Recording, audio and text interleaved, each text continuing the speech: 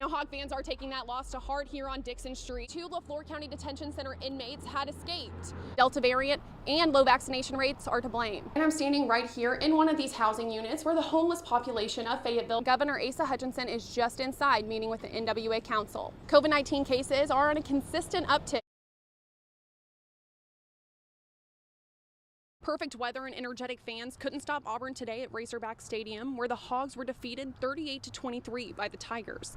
Despite that tough loss for the Razorbacks, it was a huge win for local businesses across Fayetteville. Saturday at JJ's during football season it's the money-making season, is what we tell the girls.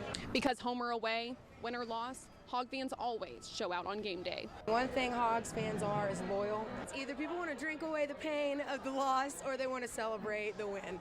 JJ's on Weddington, a major hotspot for Hogs fans, was at capacity after today's game. Some fans having to wait over an hour to get inside. This place was full, like really full. We couldn't have got a table if we wanted a table, but we got right here at the bar. And others even having to call in a favor to get a seat. Gotta go to JJ's, of course. Yeah. If we can get in, which we never can get in. I have friends, we can get in there. Now, Hog fans are taking that loss to heart here on Dixon Street and finding unique ways to cope with that outcome. We go out tonight to try to take care of the sorrows. But a few are still remaining optimistic for the rest of the season. Everyone's just happy to see the season we've had so far because it's been better than so many of our past seasons. Hayden Birch, a bartender at Yeehog and Big, says that they're prepared for a Hog Wild night. I mean, a Hog game Saturday, a lot more drunk people and a lot more craziness, especially home games. Crazy. And the general consensus amongst these Razorback fans, win or lose, they're gonna celebrate. We might go to Dixon Street. We're gonna go back to Dixon tonight. Hit Dixon Street. Dixon, Gotta go to then go Dixon eat. Street. In Fayetteville, covering news where you live, Kylee Kain, 5 News. Yesterday, we brought you news that 2 LaFleur County Detention Center inmates had escaped. Now, police are saying one of those inmates has been found. The LaFleur County Sheriff's Department announced on social media that Jason DeLeo was apprehended. 5 News spoke with a sergeant at the Washington County Detention Center. They tell us DeLeo is still waiting to be booked in. We were told that the jail had not yet received the probable cause affidavit for his arrest. So far, we're still waiting to get confirmation on which law enforcement agency actually took him into custody. And it's also unclear whether or not DeLeo will face any additional charges from that agency. As far as we know, the second escaped inmate, Jeremy Call, is still presumed armed and dangerous.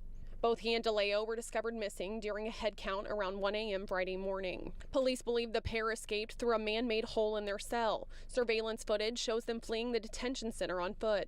We'll keep you updated as we learn more. In LaFleur County, covering news where you live, Kylee Kain, 5 News. It's like Comic-Con, but for corgis. Today, Corgi fanatics from all over the River Valley came together for the 3rd annual Corgi Fest in Mulberry.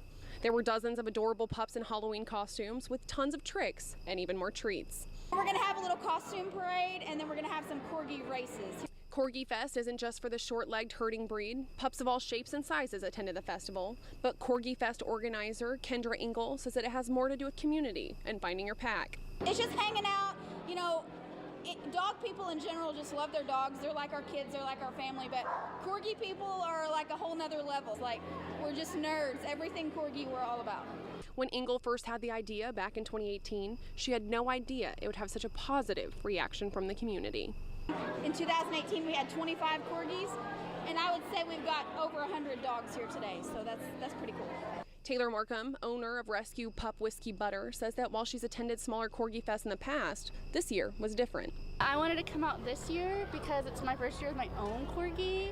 Markham got the pup last year during quarantine after he was abandoned, and despite her busy schedule. So at first I wasn't gonna keep him, but then I fell in love with him.